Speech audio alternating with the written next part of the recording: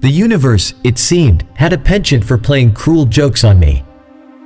The call from Hope, a woman who dedicated her life to rescuing strays, had been a beacon of light in the midst of the overwhelming despair of our cat sanctuary. I was finally able to offload the 2 kittens from the box, their eyes wide with fear, their tiny bodies trembling. Muska, the mother cat, would be safe, her burden eased. The kittens from the box, once they were sterilized, would be adopted. But my heart remained heavy. The letter carrier had taken the other kitten, the one I'd hoped to save. A wave of guilt washed over me. He'd been kind, I knew that. But what if he wasn't equipped to care for a tiny kitten? What if? I couldn't shake the feeling of failure, of helplessness.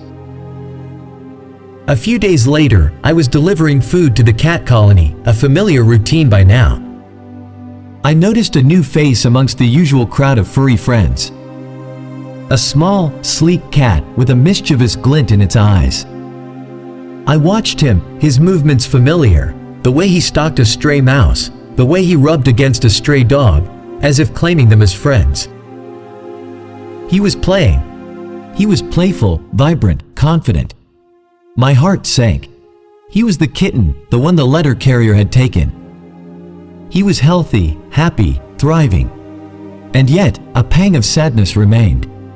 I had done everything in my power to help, and the universe had stepped in its own way, and everything had fallen into place.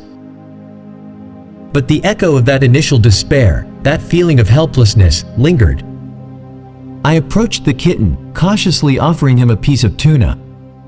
He purred, rubbing his head against my hand. He didn't need saving. He was safe. That day, I realized that sometimes our greatest victories are not in the grand gestures, the heroic rescues. They are in the small acts of kindness, the quiet moments of connection. And sometimes, the universe, in its own mysterious way, works things out. The kitten had found his own haven, his own safe haven, just as Muska and the kittens from the box had found theirs. My part was done, and I could only hope that the universe would continue to work its magic on the rest of the furry friends in my care.